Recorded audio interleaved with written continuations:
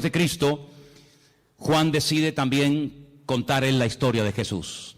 Pero, como dijimos la semana pasada, cuando leíamos y compartíamos el capítulo 1, es un evangelio diferente porque no es un evangelio que va dirigido, por ejemplo, a los judíos. Alguien ha dicho que si un no judío en aquella época le caía en las manos el evangelio según San Mateo, seguramente de entrada se iba a aburrir, porque uno de los juegos, digo entre comillas, favoritos de los judíos es el tema de las genealogías, retroceder en el tiempo, en la historia, y recordar cómo se llamaba su padre, su abuelo, su bisabuelo, su tatarabuelo, y es algo que lo llevan en la sangre, es algo que lo han mamado desde pequeño, ¿no?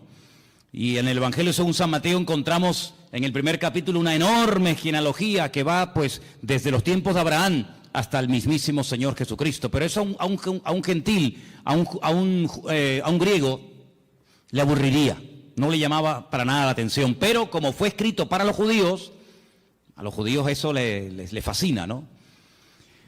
Sin embargo, el Evangelio según San Juan, que fue escrito 70 años, como acabo de decir, después de la muerte y resurrección del Señor Jesucristo, es un evangelio que, como vamos a ver ahora ahí en la pantalla dentro de un rato, Juan tiene que seleccionar muy meticulosamente las palabras, porque a estas alturas ya hay más gentiles convertidos que judíos convertidos al cristianismo, o al Mesías, al Señor, ¿no? Por lo tanto, el vocabulario tiene que ser diferente. Porque hay términos que para un judío significan una cosa y para un gentil significan otra o simplemente no significan nada. La palabra Mashiach, Mesías, prácticamente es una palabra inexistente en el Evangelio según San Juan, es una palabra que no aparece mucho. Y Juan escoge palabras como por ejemplo vimos el domingo pasado la famosa palabra logos, ¿os acordáis? Juan capítulo 1, porque el logos para el griego era el que había hecho el universo, el que le daba orden, el que ponía todo en su sitio, el que hacía que todo funcionara. Y entonces él utiliza esa palabra que era muy conocida en el mundo de la filosofía griega y la emplea, y entonces él dice el logos, ese que ustedes llaman el logos, el creador, que no tienen ni idea de lo que están hablando, yo voy a hablar de él.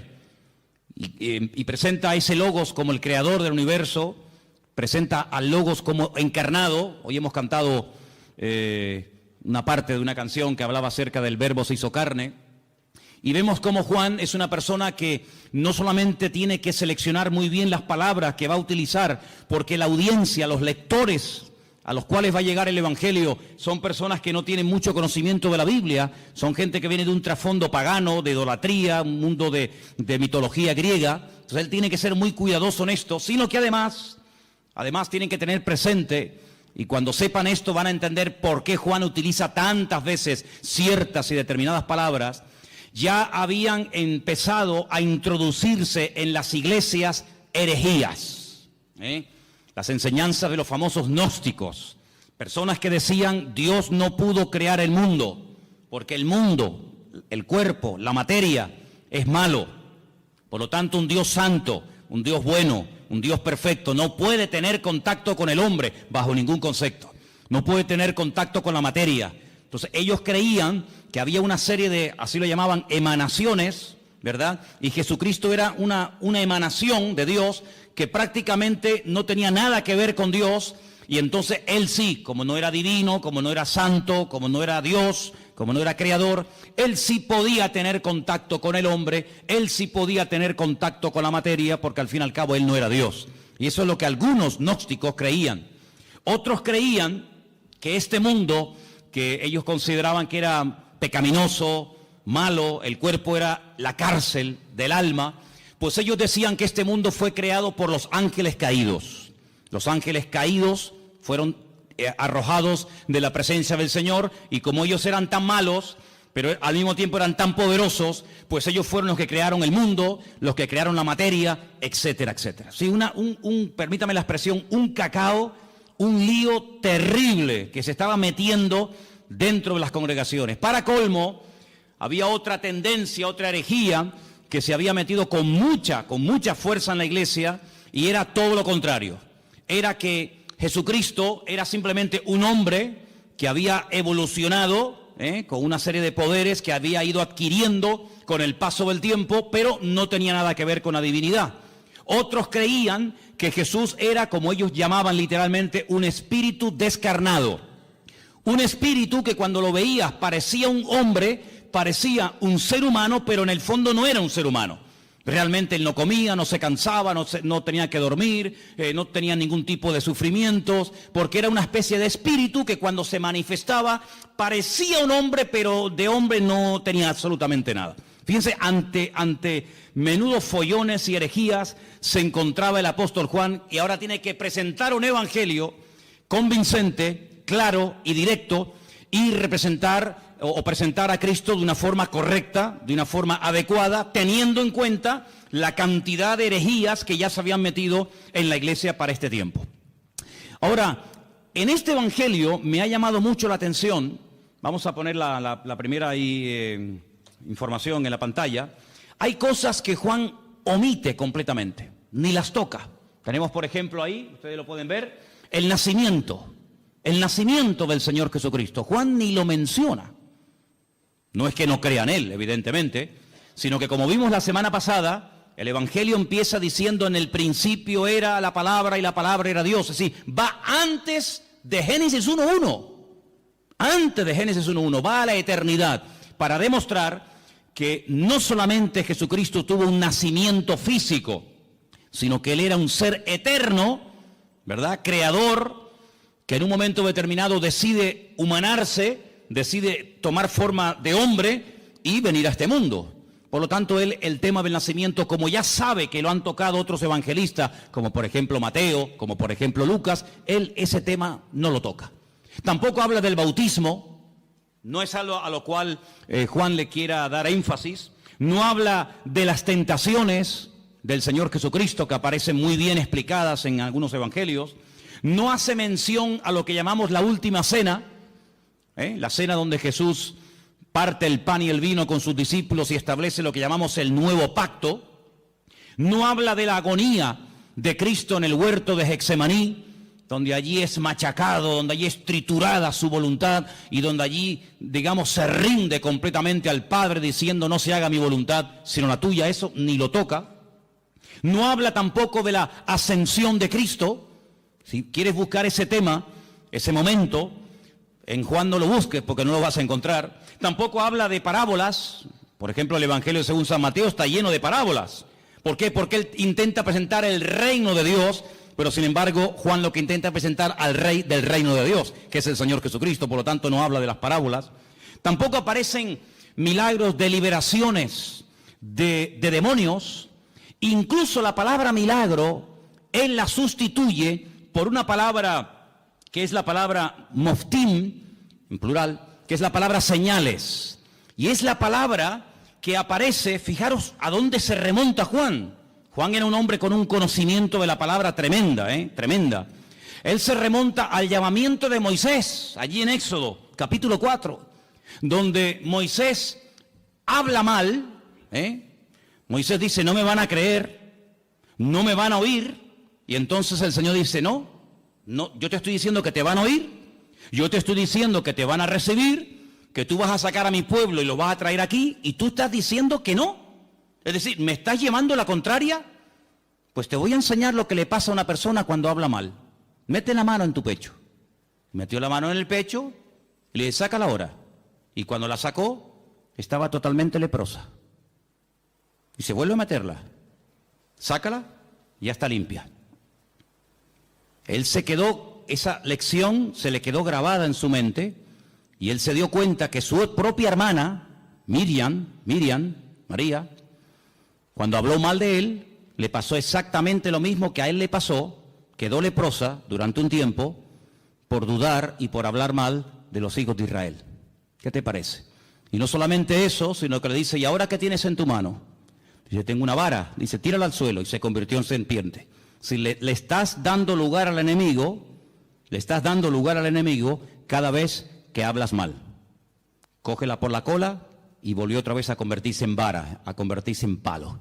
Estas dos señales no las olvides en tu vida.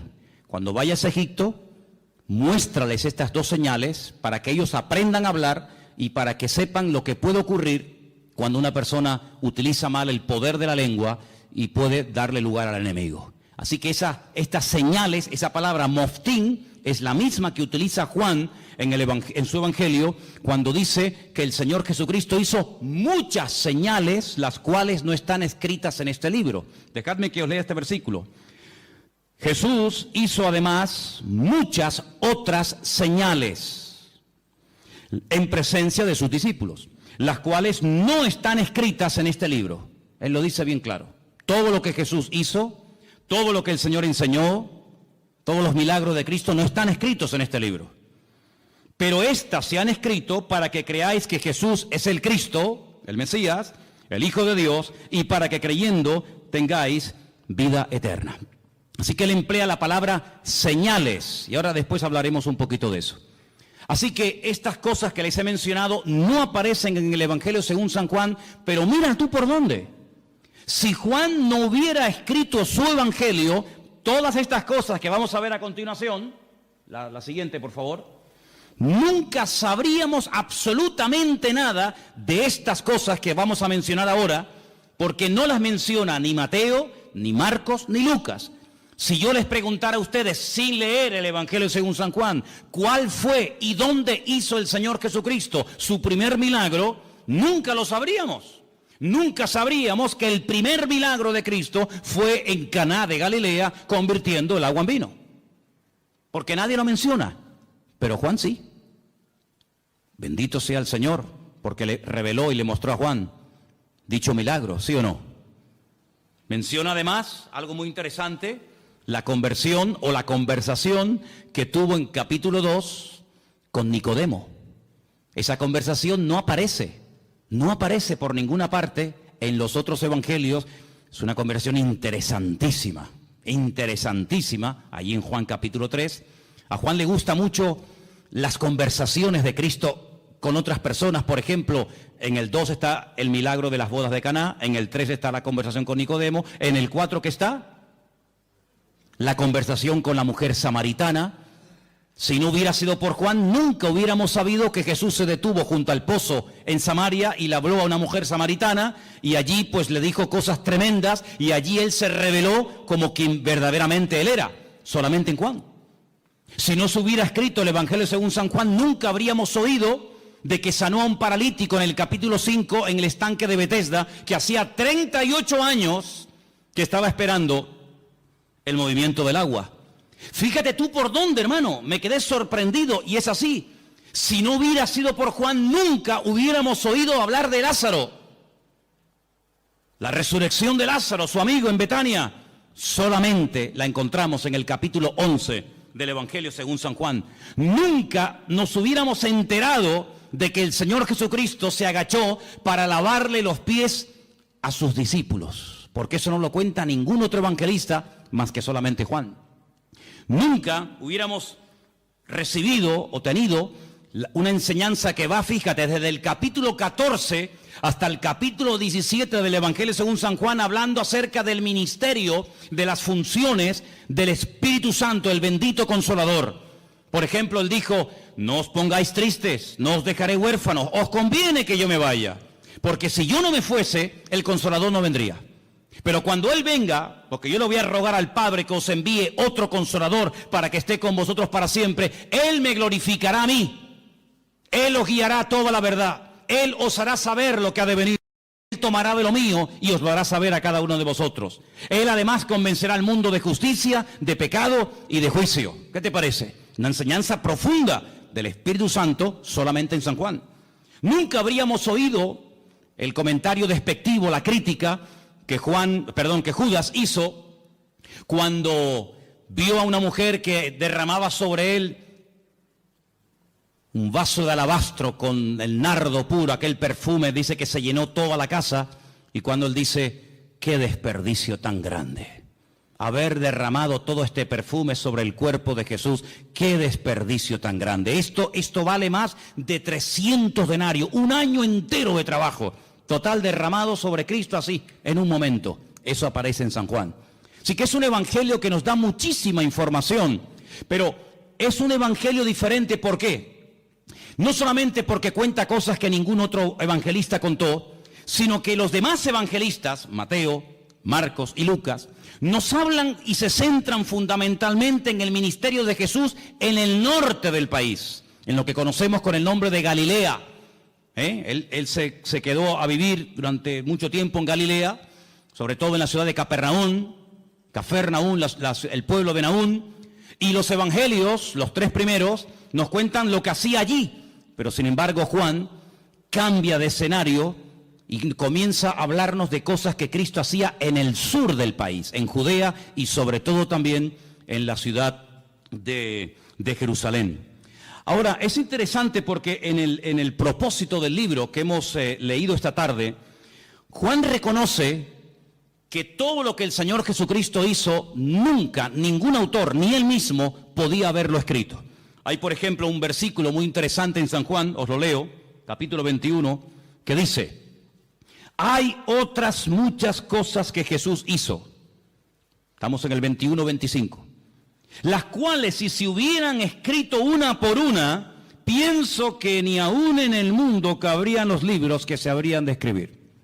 Por lo tanto, el Evangelio según San Juan es un pequeño resumen, no es una obra completa, una enciclopedia de la vida de Cristo, sino es simplemente un pequeño resumen donde él, a propósito, toma o escoge 7 señales y las va a presentar y nos va a presentar a Cristo de una forma muy completa. Pero una cosa que llama mucho en el Evangelio según San Juan es lo observador y la tremenda memoria que Juan tenía. Hay cosas que se pierden con el tiempo, no nos acordamos de lugares, de nombres, cosas que ocurrieron. Sin embargo, vais a ver que Juan, por ejemplo, yo he hecho una lista de cosas que cuenta Juan que demuestran que tenía una memoria tremenda, pero aparte de tener una memoria tremenda, era un hombre muy observador. Por ejemplo, él dice que cuando aquel niño dio aquellos panes y aquellos peces para dar de comer a aquella multitud, ¿os acordáis del milagro, sí o no? Él dice en su evangelio, y por cierto es el único que lo dice, que aquellos panes eran panes de cebada. Qué curioso, ¿no? Son panes de cebada. No son panes de trigo, no son panes de maíz, no son arepas, ¿no? Sino son panes de cebada. Qué curioso, ¿no? Después dice, por ejemplo, que cuando el Señor en una de las ocasiones calma la tempestad en el mar de Galilea, habían remado 5 kilómetros. Otros evangelistas dicen, después de haber remado un rato, Juan dice, no, un rato no, remamos 5 kilómetros. Qué curioso, ¿no? Después se da cuenta de que en el primer milagro en las bodas de Caná de Galilea, no solamente dice que Jesús dijo llenar las tinajas hasta arriba, sino dice que había 6 tinajas. No dice, bueno, había tinajas, sino las cuenta, porque si no las cuenta, ¿cómo lo sabe? 1, 2, 3, 4, 5, 6 tinajas había llenas de agua que después se convirtieron en vino. Es el único que menciona, fíjate qué detalle tan curioso, esto es una persona muy observadora, pero no solamente observadora, sino que además si no estás allí, tú no te enteras. Porque les quiero decir que el único que se la jugó y que fue valiente y que estuvo al pie de la cruz hasta que murió fue Juan. Y por eso él dice que hay un momento, mientras él está agonizando en la cruz, hay un momento en el que los soldados comienzan a decir, oye, la túnica que lleva puesta este hombre es buenísima. Es una pena romperla en pedazos y un trozo para ti y otro trozo para ti. ¿Por qué no nos rifamos y echamos suertes? Y dice la Biblia que echaron suertes y a uno le tocó y se la llevó. Eso solamente lo cuenta Juan, que se rifaron la ropa del Señor. Después dice que cuando se llevan a ungir a Cristo al sepulcro, algunos dicen que lo envolvieron en una sábana y ya está. Juan dice, no, lo envolvieron en una sábana y le pusieron mirra, le pusieron aloe y había 100 libras entre mirra y aloe para envolver, para ungir el cuerpo del Señor. Es el único que dice que Nicodemo se llevó el cuerpo de Cristo para ungirlo. Es el único que dice que aquella mujer que derramó el vaso de alabastro, el vaso de nardo puro sobre el cuerpo de Jesús, dice que no solamente lo derramó, sino que toda la casa olió al perfume que olía el Señor Jesucristo. Otro detalle muy interesante. Después, por ejemplo, una de las cosas muy interesantes es que él dice que el templo de Jerusalén se tardó 46 años en ser restaurado y decorado por el rey Herodes, el único que lo dice. Es el único que menciona el detalle, muy interesante por cierto, que en Juan capítulo 4 dice que los samaritanos y los judíos como que no se llevaban entre ellos, había un pique ahí, ni los samaritanos podían ver a los judíos, ni los judíos a los samaritanos. Son detalles muy significativos de un hombre que se fija mucho. Luego, algo que me ha llamado mucho la atención del Evangelio según San Juan, es que es un hombre que menciona lugares de Jerusalén porque se ve que conoce y se sabe muy bien mover en la ciudad de Jerusalén. Por ejemplo, menciona la puerta de las ovejas, capítulo 5, verso 2. Menciona el estanque de Betesda, capítulo 5. Menciona el otro estanque que hay en la otra punta de la ciudad, el estanque de Siloé, capítulo 9. Menciona una puerta que se llama el pórtico de Salomón, donde años más tarde o tiempo más tarde iría con Pedro, y allí orarían, ¿se acuerdan? Por el paralítico que estaba allí en la puerta del templo. Es el único que menciona el torrente de Cedrón, ese barranco que divide la ciudad del Monte de los Olivos. Él dice que el Calvario, aquel monte, tenía forma de calavera, lo registra también en su libro. Es un hombre, ya digo, tremendamente observador, una persona que conoce la ciudad de Jerusalén y se mueve por ella, diríamos, como pez en el agua. Ahora, en cuanto al tema de las herejías, Juan quería dar una imagen, una visión completa del Señor Jesucristo. Porque en aquellos tiempos estaban, como dije al principio, los que creían que Él no era un hombre, sino una especie de espíritu que se aparecía en forma humana, y estaban aquellos que decían que era tan divino, que no era un hombre. Claro, ¿cómo casar, cómo unir estas dos herejías? Hermanos, a lo largo de la historia, la iglesia, el pueblo de Dios, ha tenido que enfrentarse con un montón de problemas, de todo tipo. Pero algo que el enemigo ha utilizado y seguirá utilizando hasta el final de los tiempos contra nosotros, contra el pueblo de Dios, es tratar de meter sutilmente en las congregaciones lo que llamamos o conocemos con el nombre de herejías. ¿Qué es una herejía? Bueno, vamos a definirlo de la siguiente manera. El diablo sabe perfectamente que cuando uno conoce la verdad, cuando uno tiene un encuentro con él, cuando uno conoce la verdad, pues sabe diferenciar perfectamente lo incorrecto. Ya el ejemplo que hemos puesto en otras ocasiones, aquel hombre que trabajaba en un banco manejando todo el día divisas, manejando todo tipo de monedas. Antes había más que ahora, hoy en día con el tema del euro muchas monedas no existen, pero antes cuando viajabas por Europa, cada país tenía su moneda y tenías que cambiar franco, tenías que mandar libras, tenías que cambiar pesetas, bueno, ya eso prácticamente ha desaparecido. Pero le preguntaron un día a un hombre que manejaba constantemente divisas. Me imagino que habrás tenido que estudiar muchísimo, ¿no? Hacer muchos cursos para diferenciar los billetes falsos de los verdaderos. Y él dijo, jamás en mi vida yo he hecho un curso para estudiar billetes falsos. Y entonces, ¿cómo sabes diferenciar uno falso de uno verdadero? Dice, porque yo he estudiado muchísimo al billete verdadero. Yo lo conozco también, su tacto, hasta cómo huele, las características del billete verdadero, lo que se tiene que ver, lo que no se tiene que ver, dónde tengo que tocar, dónde no tengo que tocar. Lo conozco tan bien que en cuanto me presentan un billete falso, digo, este no es falso, este no es verdadero. Porque conozco al verdadero. Ahora, si me pongo a estudiar todo lo falso, al final sé que son falsos, pero no conozco al verdadero. Y lamentablemente vemos que hoy en día también hay gente así, han estado un poco de tiempo en los mormones. Un poco de tiempo en los Hare Krishna, un poco de tiempo en los Rosacruces, un poco de tiempo con los testigos de Jehová, un poco de tiempo con los evangelistas, un poco de tiempo con no sé quién. Al final tienen un cacao en la cabeza terrible, conocen tantas sectas y filosofía, pero no conocen la verdad. Y Jesucristo no es uno más. Lo que Juan hace es presentar la verdad, porque él dice, la verdad os hará libres. Si yo empiezo a rebatir y a discutir y esto, no, con la discusión no llegamos a ninguna parte. Yo lo que voy a hacer es proponerme, seleccionar una serie de señales, presentaros la verdad de la forma más completa y variada y profunda posible, porque cuando lleguéis a conocer la verdad, cuando lleguéis a intimar con la verdad, os vais a dar cuenta de que lo falso ya no tiene ningún atractivo, ya no tiene ninguna tentación para vuestra vida, porque la verdad no solamente os hará libres, sino que la verdad os hará felices. ¿Cuántos dicen amén? Entonces él presenta a Cristo como la verdad y os vais a dar cuenta que la palabra verdad, verdadero, aparece así de veces en el Evangelio según San Juan. No hay una palabra que se repita más en este Evangelio como la palabra verdad o verdadero. Tengo aquí una pequeña lista, no están todos, pero para que veáis. Dice, yo soy el pan verdadero, el pan que descendió del cielo. No dice yo soy el pan. Bueno, podría decirlo. Pero añade la palabra, yo soy el pan verdadero.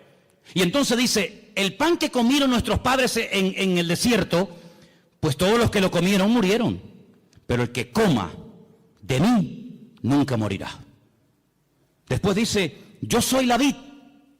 Pero no dice solamente yo soy la vid, sino dice, yo soy la vid verdadera. Juan capítulo 15, verso 1. Juan 8, 16 dice, yo soy el juez, pero el juez verdadero. El juez que imparte verdaderamente justicia. Y os vais a dar cuenta de que aparece la palabra verdad por todo el Evangelio. Encontramos, por ejemplo, en Juan 14, 6, un versículo que todos conocéis de memoria, ¿sí o no? Sí. A ver, ¿qué dice Juan 14, 6? No, ese es 3:16, ese es el 3:16, el 14:6, 14:6. Yo soy el camino, yo soy la verdad y yo soy la vida. Otra vez la palabra verdad, continuamente la verdad, la verdad, la verdad, la verdad. Qué curioso que un día Pilato se le quedó mirando y le dijo, ¿y qué es la verdad? ¿Qué es la verdad? La verdad no es la iglesia evangélica. ¿Sabías eso, no? La verdad no es una secta, una religión. La verdad se llama Jesucristo. La verdad se llama Jesucristo. Y teniendo al Señor, podemos discernir entre la verdad y la mentira. Hay algunas congregaciones donde tal vez enseñan cosas que no son 100% verdad. Por eso el Señor quiere que escudriñemos la verdad, que leamos la Biblia, para que sepamos discernir y sepamos separar lo falso de lo verdadero. El apóstol Pablo le decía a Timoteo, quiero que sepas esto y lo tengas bien presente en tu vida, que dice el Espíritu de Dios que en los últimos tiempos, y lo dice claramente el Espíritu Santo, se meterán dentro de las congregaciones herejías, falsas doctrinas, doctrinas de demonios, que parecerán muy bonitas y muy atractivas. Pero para eso tenemos la palabra, para comprobar en todo momento si lo que en mi iglesia se está predicando es la verdad. Y el día que aquí no se predique la verdad, levántese y váyase. No se quede por amor a mí, no se quede por amor a los niños, no se quede por cariño a la hermana o al hermano tal. No, aquí no estamos para vernos las caras, aquí estamos para crecer y conocer y profundizar en la verdad, porque la verdad es la que nos hace libres. Y si se predica la mentira, pues lo lamento mucho, yo aquí no quiero estar ni un minuto de mi tiempo, porque la mentira esclaviza, la mentira es un veneno que le abrimos la puerta y va contaminando nuestra vida. Por lo tanto, compruebe siempre, traiga la Biblia a la iglesia, tome apuntes, escuche los mensajes, y si comprueba que algo no ha sido correcto, que le están enseñando mentira, que le están manipulando la escritura, no haga caso, sea selectivo en esto. Jesucristo vino para darnos la verdad, para abrir nuestros ojos, y la verdad se puede comprobar, no solamente experimentar, se puede comprobar, y la misma Biblia que yo uso para predicar aquí en el púlpito, la tiene usted, léala, escudriñela, memorízala, y si ve que no coincide con la verdad, aquí tu tiempo se ha terminado, amigo. Estamos en este lugar para crecer en la verdad. ¿Cuántos dicen amén? Ahora, fíjense qué interesante, en el Evangelio según San Juan hay 7 expresiones muy interesantes, que las vamos a ver ahora, pero algo que también hace Juan, no solamente nos presenta a Cristo como el eterno, el creador, el todopoderoso, sino que además nos da ejemplos para que nos demos cuenta que a lo mejor puede haber un creyente, escúchenme bien por favor, puede haber un creyente que no lo entienda todo, pero tenemos que tener paciencia con el que no lo puede entender o aceptar todo. Si yo pusiera, vamos a poner un ejemplo, ¿no? Si tuviéramos este salón ahora mismo dividido en dos, tuviéramos este salón dividido en dos, tenemos en el centro, más o menos, ¿no? Tenemos en el centro una especie de cristal, de prisma, y proyectamos un rayo de luz desde ese lado en dirección al prisma. Todos los que están a mano izquierda verían solamente un rayo de luz, pero todos los que están a mano derecha verían 7, en 7 colores diferentes. Si yo les pregunto a los de la mano izquierda, ¿ustedes qué están viendo? Y me dicen, un rayo de luz, ¿de qué color? Blanca. ¿Seguro que veis uno solo? Contarlo bien, sí, uno solo. Vosotros, hermanos, ¿qué estáis viendo? Pues estamos viendo 7 rayos de 7 colores diferentes, pero ¿cómo puede ser que unos vean 7 y otros vean 1? ¿Quién está viendo la verdad? Todos. Lo que pasa es que unos están a un lado y otros están a otro lado. Y estos, por estar en un lado, ven más que los que están en otra parte. ¿En qué lado te encuentras de tu relación con el Señor? Hay gente que no ve más allá de lo que ven sus ojos. Y por eso se hunden, por eso se desaniman, porque no ven más allá. Y como le dijo el Señor a Pedro, no pones la mira, no pones la mira en los siete rayos, no pones la mira en las cosas de arriba, sino en las de la tierra. Y claro, cuando uno mira a lo de la tierra se derrumba. Cuando uno mira a lo de la tierra uno se deprime, la fe te la destruye el mundo. Pero cuando tú levantas la mirada, tú ves más allá. Y eso es lo que Juan quiere. No solamente presentarnos al Señor Jesucristo como divino, como creador, como un ser eterno, sino que también lo presenta como humano. Y fijaros las citas que os voy a dar para los que tomen nota, ¿no? En capítulo 2, verso 15, vemos a Cristo enfadado, con un látigo.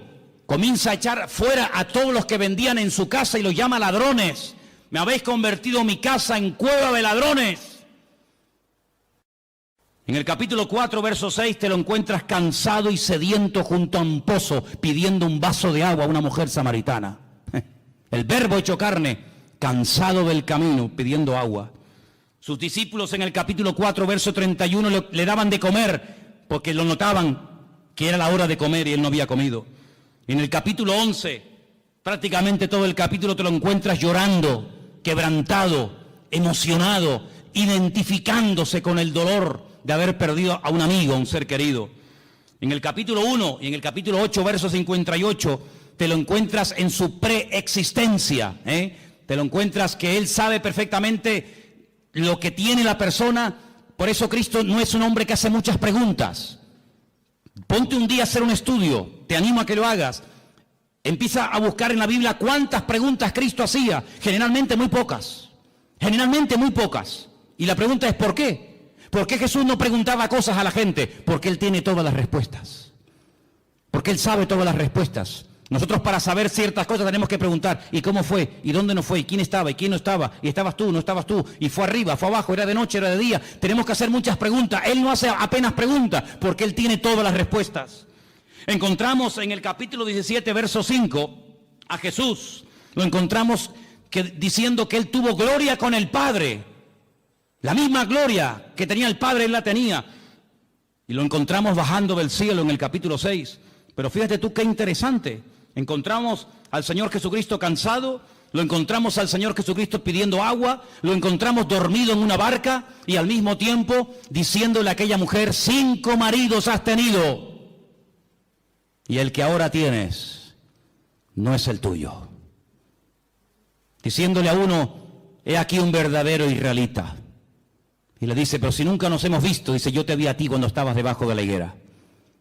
Y cuando te lo encuentras en el Evangelio según San Juan diciendo, yo soy antes de Abraham.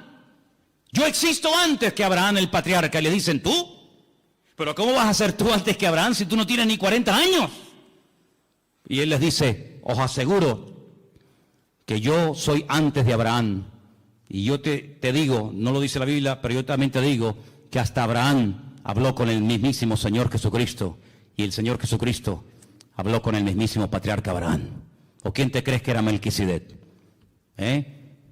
Melquisedec, Melech Sadik, el rey de justicia, sin genealogía, sin padre, sin madre, sin principio de fin ni de días. Allí estaba el Señor, dándole pan y vino al patriarca Abraham, y el patriarca Abraham dándole los diezmos a Melquisedec, el rey de Salem, el rey de justicia. ¿Qué te parece?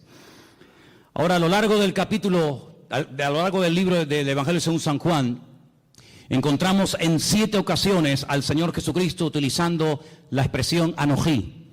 En hebreo hay 2 formas de decir yo. La habitual, la común, la que se suele utilizar siempre, la que todo el mundo usa es aní. Aní, yo, aní. Pero cuando Dios dice yo, generalmente Él utiliza otro yo que no lo utiliza el ser humano. Es el yo, el pronombre personal, primera persona, que utiliza Dios, y es anojí. Anojí es yo cuando habla Dios y aní es yo cuando habla un ser humano. En el Evangelio según San Juan encontramos 7 anojí. Juan 6:48, anojí lejen jaim, yo soy el pan de vida, el pan verdadero. Anoji or haolam. Juan 8:12, yo soy la luz del mundo. Encontramos al Señor diciendo, yo soy la puerta de las ovejas, Juan 10:7. Encontramos en Juan 10:11 diciendo, yo soy el buen pastor. Lo encontramos en Juan 11:25 diciendo, yo soy la resurrección y la vida. Lo encontramos en Juan 14:6 diciendo, yo soy el camino, la verdad y la vida. Y lo encontramos en el 15:1 diciendo, yo soy la vid verdadera. Y todas las veces que dice eso, dice Anoji, Anoji, Anoji. Por eso la gente se quedaba diciendo, ¿pero qué está diciendo? Hoy en esta iglesia ha habido algo impresionante que a mí me ha impactado muchísimo. Y es que se ha cantado y se ha pronunciado el verdadero nombre de Dios. El nombre que habéis pronunciado esta tarde en esa canción, que después la vamos a cantar al final, otra vez más, es el verdadero nombre de Dios. Y ese nombre tiene que ver con la existencia, tiene que ver con la existencia misma. Nadie le ha dado existencia a Él le da existencia a todas las cosas. Pero hay algo muy interesante en el Evangelio según San Juan, y es que nuevamente aparecen 7 ventanas. Fíjate qué interesante, se llaman señales. Yo llamo a 7 ventanas a través de las cuales puede ver más allá. Porque algo que tenemos que tener presente, y Juan lo hace de una forma muy sutil, pero muy bien presentada, es que cuando te habla de un milagro, cuando te habla de algo que hace el Señor, Él te deja como en puntos suspensivos para que tú pienses y veas que no solamente es un milagro, algo que ocurre en un momento puntual del tiempo, sino que es una señal, es una forma de indicarte que detrás de ese milagro hay una manifestación de la gloria de Dios. De hecho, hay momentos en los que el Señor Jesucristo dice que los milagros que hacía no los hacía tanto por la compasión o porque le daba pena al pobrecito paralítico o el pobrecito ciego, sino que la palabra que se emplea en el Evangelio según San Juan detrás de cada señal o milagro es: esto fue hecho, esto se realizó para la gloria de Dios. Porque un milagro no es algo que solamente suple la necesidad en el momento de una persona. Una persona está leprosa, ¿qué quiere? Pues que se sane la lepra. Una persona está poseída por demonios, ¿qué es lo que quiere? Ser libre de esta atadura espiritual. Una persona no ve y Jesús, ¿qué quiere que te haga? Pues quiero ver, o no puedo caminar, levántate y camina. Sino que el Señor va más allá de la necesidad temporal de la persona. Esto lo hago para la gloria de Dios. Cuando lo dicen los discípulos en Juan capítulo 9, ¿y este hombre que no tiene ni ojos, que están huecas las cuencas, no tiene el globo ocular, este hombre, esto es algo terrible. Esto no es normal que una persona nazca con las cuencas de los ojos vacías. El padre tuvo que cometer un pecado terrible, ¿no? Y este es el castigo de Dios, o él mismo. Y Jesús le dijo, ni una cosa ni otra.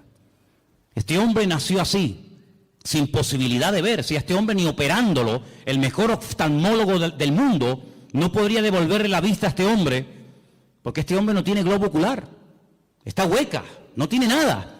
Yo solamente he visto a un hombre en toda mi vida así. Ciegos hemos visto todos y de vez en cuando pues vemos a algún ciego, pero solamente vi a un hombre en la puerta de Damasco en Jerusalén hace unos cuantos años atrás.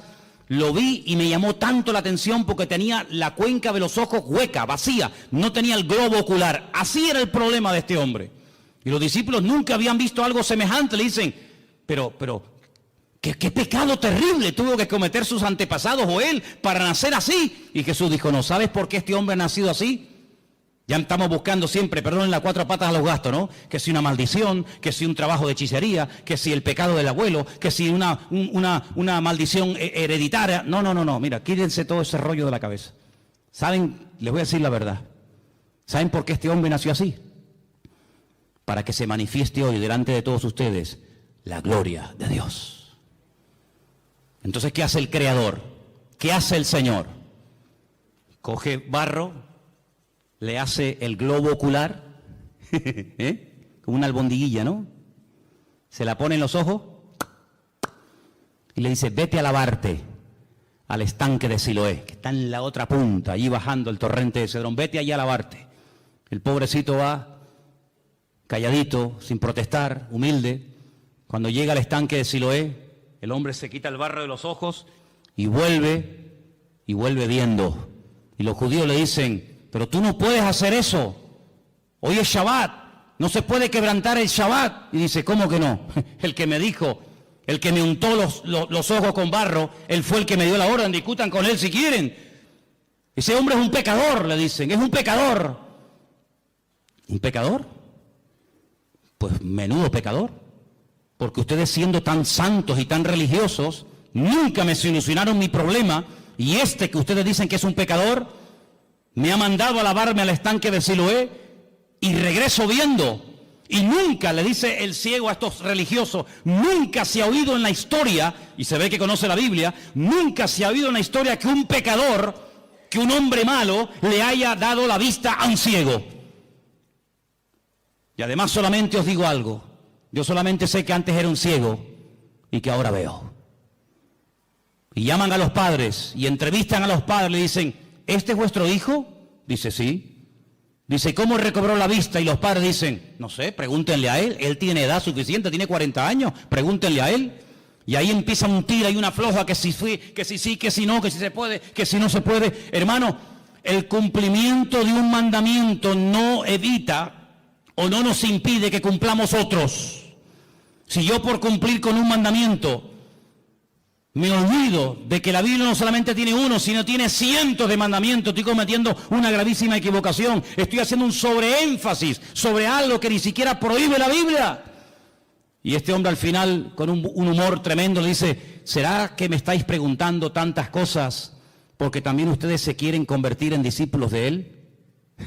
Y le dicen, nosotros no tenemos necesidad de convertirnos ni ser discípulos de nadie. Y lo echaron de la sinagoga, dice la Biblia. Lo echaron. Claro, cada vez que lo veían en el culto, amigo, era un testimonio. Y Jesús se lo encuentra al día siguiente, le dice, ¿qué te pasó? Y le dice que me echaron de la sinagoga. No me dejan congregarme. Se enfadaron contigo. Y le dice Jesús, ¿tú crees en el Hijo del Hombre? ¿Tú crees en el Mesías? Dice, ¿y quién es ese? Dice, yo, el que estoy hablando contigo. Dice, claro, Señor, ¿cómo no voy a creer en ti? Increíble, ¿eh? Todo esto lo cuenta San Juan. Si no fuera por este hombre, si no fuera por este evangelio, nos hubiéramos perdido cosas tremendas. Pero sobre todo algo que me llama la atención, que yo creo que Juan lo hizo a propósito. Lo dejó para el final, y quiero que lo leamos en esta tarde, es el capítulo 21, donde se produce algo que ni Mateo, ni Marcos, ni Lucas jamás contaron. Yo no sé si les dio vergüenza o por respeto, no lo sé, pero nunca fueron capaces de tocar este tema. Pero otra vez encontramos una característica típica del Evangelio según San Juan, y son las conversaciones que tiene con distintas personas. Lo vimos hablando con la samaritana, lo vimos hablando con Nicodemo, y ahora vamos a ver a Jesús en el capítulo 21, casi al final del libro, hablando con un discípulo. Capítulo 21, Jesús se aparece a sus discípulos. Qué interesante. Después de esto, Jesús se manifestó otra vez a sus discípulos junto al mar de Tiberias, y se manifestó de esta manera. Qué interesante, ¿no? Estaban juntos, cuenten, Simón Pedro, Tomás el Didimo. ¿Qué significa el Didimo? ¿O el Dídimo? ¿Qué significa? Significa el gemelo. Tomás era hermano gemelo de otro. Natanael, el que era de Caná de Galilea, los hijos de Zebedeo, hijos, hablan plural, ¿quiénes eran? Juan y Santiago, y otros dos de sus discípulos. Simón Pedro les dijo, voy a pescar. Ellos le dijeron, vamos también nosotros contigo. Fueron y entraron en una barca, y aquella noche no pescaron nada, nada. Toda la noche, para arriba, para abajo, echa la red aquí, echa la red, nada. Cuando ya iba amaneciendo, fíjate tú, amaneciendo ya, se presentó Jesús en la playa, mas los discípulos no sabían que era Jesús. Estaban cansados, estaban reventados, toda la noche pescando. Además, cuando tú estás pescando, los que habéis ido alguna vez a pescar, cuando uno está pescando, las horas se te pasan volando, disfrutas que no veas. Pero cuando estás hecha y no pican, es aburridísimo, estás hasta de mal humor. Les dijo Jesús, hijitos, ¿tenéis algo de comer? Ellos le respondieron, no, no tenían ni para comer. Increíble. Jesús les dijo, echad la red a la derecha de la barca y hallaréis. Entonces la echaron y ya no la podían sacar por la gran cantidad de peces. Qué milagro, ¿eh? Así, en segundos lo que no hicieron en toda la noche. Verso 7. Entonces aquel discípulo a quien Jesús amaba, le dijo a Pedro, es el Señor. Es el Señor. Esto solamente pasa por la mano de Dios. Es el Señor. Simón Pedro, cuando oyó que era el Señor, se ciñó la ropa, porque se había despojado de ella, se echó al mar y se echó a nadar hasta la orilla. Y otros de sus discípulos vinieron con la barca arrastrando la red de peces, pues no distaban de tierra sino como unos 200 codos. Y al descender a tierra, vieron brasas puestas y un pez encima de ellas y pan. ¿Se han preguntado alguna vez, ¿y de dónde sacó el Señor este pez? No tenía red, no tenía caña. El Señor no necesita nada de esto. Seguramente le habrá dicho a uno, para el fuego. Y hace, no hay problema. Jesús le dijo, traed de los peces que acabáis de pescar. Y fíjate qué curioso, otra vez lo que dije al principio, qué observador es este hombre. Otro hubiese dicho, había un montón de peces, Manolo, un montón, pero fíjate lo que dice Juan.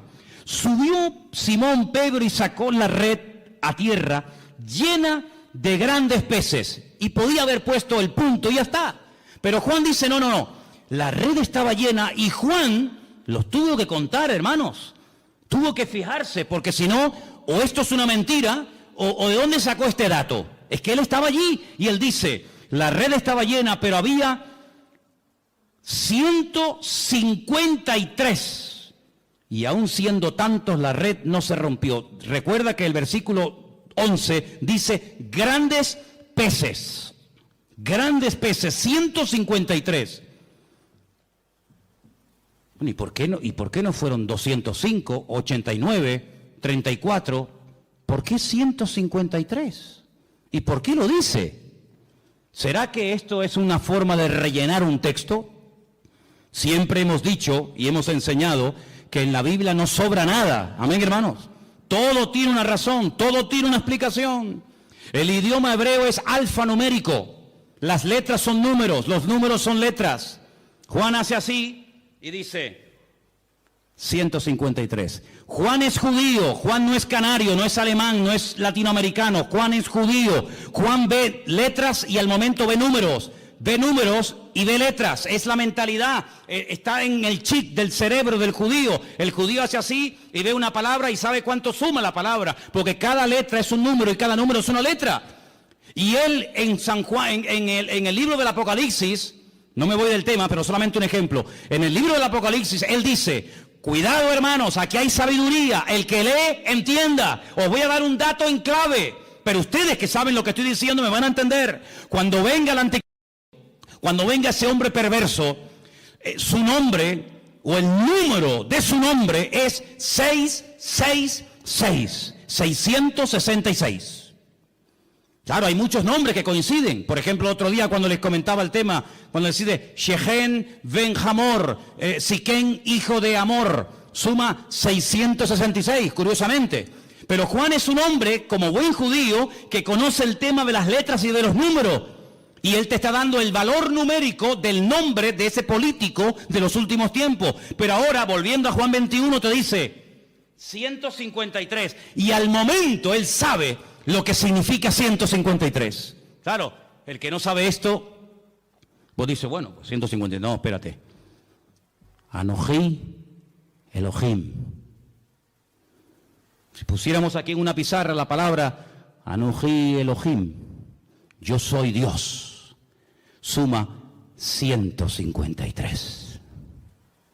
Es decir, esta es la firma, amigo. Cuando ves un cuadro, dices, qué hermoso, a ver. Picasso. ¿Quién hizo este cuadro? Goya. ¿Quién produjo este milagro? Así, en segundos, lo que no pudimos hacer en toda la noche. 153. ¿Quién hizo esto? Anoji Elohim. Yo soy Dios, yo soy el Todopoderoso. ¿Cuántos dicen amén? No se te pone el cuerpo, mi madre, ay Señor. Les dijo, venid, coman, ya saben quién ha hecho esto. Aní Elohim. Le dice a sus discípulos, o sus discípulos no se atrevían a preguntarle, ¿y tú quién eres? ¿Tú quién eres? ¿Se acuerdan que una vez en la barca, cuando calmó